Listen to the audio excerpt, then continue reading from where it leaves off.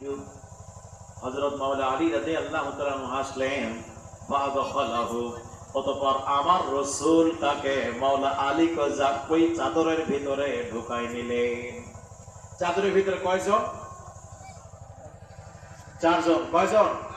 চারজন। একজন ইমাম হাসান, দ্বিতীয় জন ইমাম হুসাইন, তৃতীয় জন সাইয়্যেদা খাতুনে জান্নাত, চতুর্থ জন মাওলা আলী রাদিয়াল্লাহু তাআলা।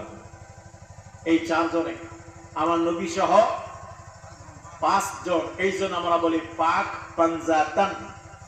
বুঝে আসছে এবার? আমরা যে পাক পাঞ্জাতন বলি, এই পাক পাঞ্জাতন মানে আমার নবী সহ পাঁচজন। গভীর মনোযোগের খেয়াল রাখেন।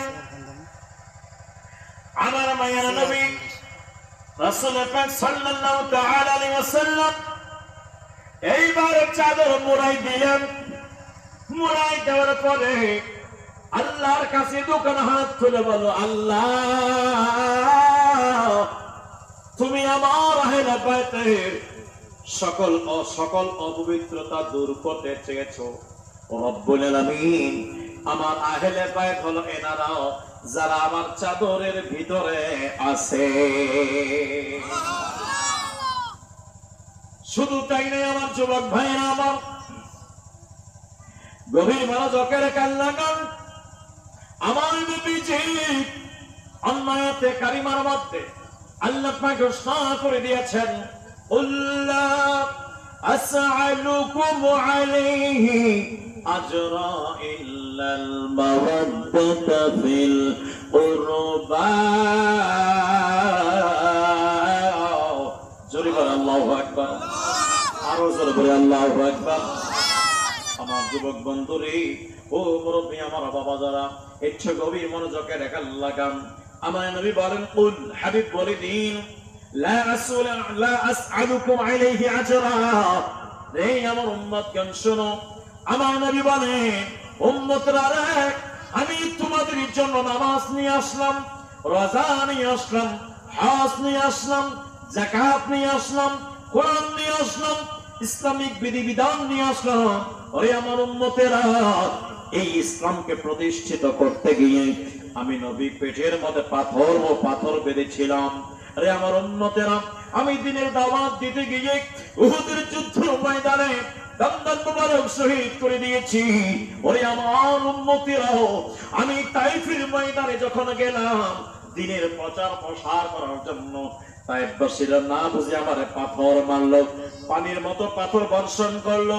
ওরে তা আমার উম্মতেরা রে, আমি যখন সিজদা শিখানোর জন্য তোমাদের জন্য নামাজের ট্রেনিং দিত, তোমাদেরকে দেওয়াচ্ছিলাম, ইন দ্য মিন টাইমে আমার চাচা আবু জাহেল পচা উঠে নার ঘুড়িগুলো আমার মাথার উপরে চাপাই দিয়েছে।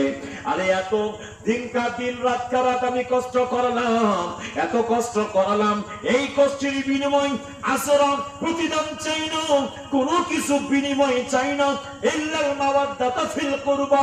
আমি তোমাদের কাছে একটা জিনিস শুধু চাই, সেটা হলো তোমরা আমার আহলে বাইতকে ভালোবাসবা।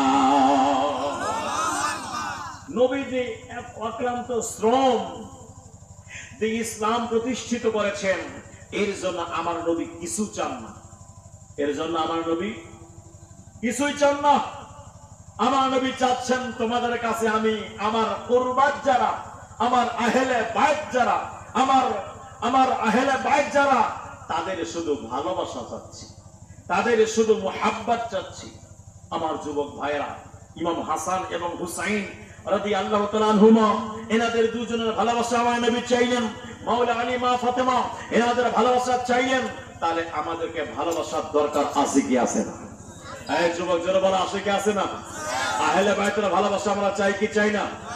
আহলে বাইত, এই আহলে বাইত মানে বাড়ির পরিবার।